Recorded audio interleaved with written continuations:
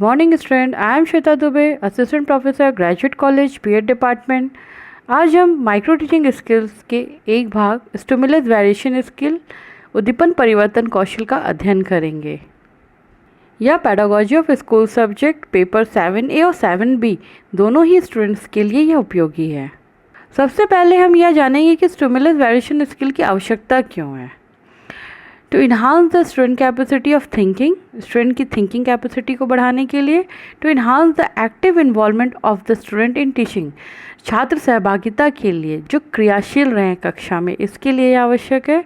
To enhance liveliness in teaching, मतलब जीवित रहने के लिए, मतलब निर्जीव न दिखे शिक्षण अधिगम प्रक्रिया, इसके लिए यह आवश्यक है।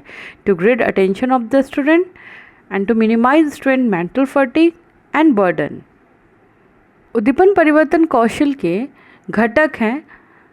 पहला है संचलन मूवमेंट, सेकंड है हाव भाव जेस्चर, थर्ड है वाक समरूप परिवर्तन चेंज इन वॉइस, केंद्रण फोकसिंग, अंतर क्रियाशैली परिवर्तन चेंज इन इंटरेक्शन पैटर्न, विराम पॉजिंग, मौखिक दृश्य बदलाव, ऑडियो विजुअल स्विचिंग, छात्र सहभागिता पीपल पार्टिसिपेशन। अब हम इन घटकों को अलग अलग एक एक करके विस्तार पूर्वक अध्ययन करते हैं। सबसे पहले मूवमेंट जो घटक है उसके बारे में जानते हैं। मूवमेंट घटक के बारे में हम यह जानते हैं कि छात्र यदि किसी उद्दीपन को एक ही स्थिति में अधिक देर तक देखते रहें तो उनका ध्यान उससे हट जाता है। अध्यापक के साथ भी यही होता है। यदि वह पढ़ाते समय अधिक देर तक एक ही स्थिति में, एक ही जगह, एक ही पोज में खड़ा रहे तो थोड़ी देर बाद छात्र उसकी ओर ध्यान देकर इधर उधर देखने लगते हैं या आपस में बातें करने लगते हैं।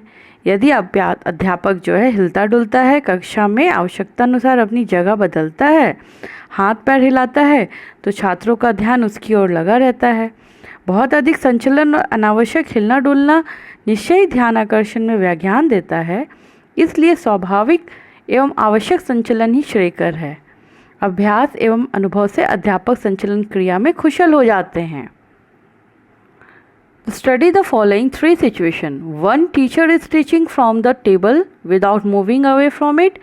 Another teacher continuously walking throughout the class while teaching. The third teacher move in the class, but every movement has a purpose. Maybe to check the people at the back are doing, or to write something or on the board, or to remove burden, or to sustain attention of people. You will definitely agree that the third teacher is the most capable securing the sustain people attention at the high level. The first teacher create burden in the class or people lose their attention in the lesson being taught. There is a natural loss in their attention in the lesson being taught. There is a natural tendency for them to lose their attention from object when they observe continuously for the long time in the classroom. That object will be teachers. Their attention divert from the teacher who stand at one place for the long time and hence from the lesson. The second teacher move continuously and the frequency change also lead to intention in people. इस तरह हमने जाना कि जो movement है वह आवश्यक है और उसमें शिक्षक धीरे धीरे उसको सही तरीके से उसका उपयोग कक्षा में करता है। नेक्स्ट जो उसका कंपोनेंट है स्टिमुलस वेरिएशन का वो है जेस्चर, जिसे हिंदी में हाव भाव कहते हैं। The various gesture that you can use in class to draw people attention are head, hand and body movement. Using such gesture will be more expressive and dynamic in your presentation in class. The oral message is less effectively in conveying meaning than an oral message combined with gesture one. As a teacher, you should consciously attempt to extend the range and frequency of your gesture, enhancing oral communication with gestural cues. Gesture can be made by movement of part of body to direct attention, to emphasize, important to explain emotions और indicate shape, size, movement, etc. कहने का तात्पर्य है कि पाठ पढ़ाते हुए अध्यापक को पाठ्यवस्तु के अनुसार हाव भाव करने चाहिए। भाषा शिक्षण में हर्ष, विषाद के प्रसंग के अनुरूप अध्यापक को चेहरे का हाव भाव भी, उसके चेहरे में भी वो हाव भाव आने चाहिए। केवल मौखिक विवरण उतना प्रभावशाली नहीं होता जितना कि मौखिक विवरण के साथ वैसे अगर आपके चेहरे के हाव भाव भी हों। ये हाव भाव चेहरे की भावभंगिमा भी हो सकती है और हाथ पैरों के इशारे भी हो सकते हैं। शरीर के अन्य भागों का भी उपयोग किया जाता है। इन हाव भावों से छात्रों का ध्यान पाठ्यवस्तु की ओर निर्देशित किया जा सकता है और इसके सहारे भावनाओं, परिमाण, वजन, संचलन आदि को स्पष्ट किया जा सकता है।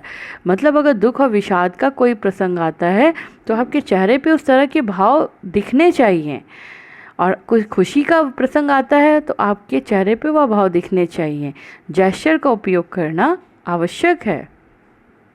Change in speech pattern. Whenever you want to express emotion or feeling, you can modulate your voice. The sudden variation in this stimulus will attract attention of the pupil. Sometimes, while reading a lesson, a teacher has to read certain sentence emphasizing anger. Then, he can increase the volume of his voice and suddenly slow down. The sudden change in the pitch of the voice will make people attain to the idea being told to them. Thus, you may make a note that sudden or radical change in tone, volume or speech of the teacher's speech are effective drawing attention of the pupils. कहने का तात्पर्य है कि हाव भावों को शारीरिक रूप से प्रदर्शित किए बिना केवल आवाज़ के ऊंचे नीचे करने या उसी में परिवर्तन करके अनेक भावों को छात्रों को समझाया जा सकता है। मतलब ध्वनि में परिवर्तन करके विभिन्न शब्दों में जोर देने से उनका अर्थ गहराई लिए हो जाता है। अध्यापक की आवाज़ में परिवर्तन कई तरह के हो सकते हैं। ऊंची आवाज़, जोर, तेज, तीव्र, किसी शब्द पर दबाव डालकर बोलना आदि विभिन्न स्थितियों एवं भावों को स्पष्ट करते हैं। अध्यापक अनुभव एवं पर्यवेक्षण से इस घटक कौशल में पारंगत हो सकते हैं। यह कला मौखिक रूप से नहीं समझाई जा सकती, इसे देखकर समझना सरल और प्रभावी होता है। The next component is focusing. Here you use such behavior that direct or focus people attention to a particular point which the people have to notice or observe. Such behavior can include certain verbal statement or gesture or movement and both verbal statement and gesture. इसके भी बहुत सारे part हैं। Verbal focusing, gesture focusing के बारे में हम पहले अध्ययन करेंगे। Verbal focusing, when you say look at this diagram, listen carefully to this. Now here is something really important. Watch what happened when you connect these 2 points.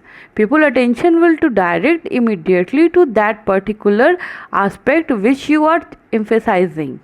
Next is gesture movement. That involves focusing to directing people attention to particular point in the lesson by using only gesture, head, hand and body movement. For example, you can point with your finger to boundaries of country on the map, importance word on the blackboard. Of course, this you can do when people are already looking at the map on you and can focus the attention to why you are drawing the figure. Similarly, you may underline the important words which would be the focus and discussion in classroom. The next, verbal and gesture movement. These involve both verbal and gestural focusing. You can focus people attention both by pointing to the figure and saying verbally, look at this figure. In this example, verbal and gestural focusing are use and they are complementary to each other and directing people attention. Student मैं stimulus variation skills को next lecture में continue रखूँगी। I hope कि मुझे यहाँ तक आपको समझ में आया होगा। नेक्स्ट लेक्चर को, इसके पार्ट 2 को आप ज़रूर देखिएगा।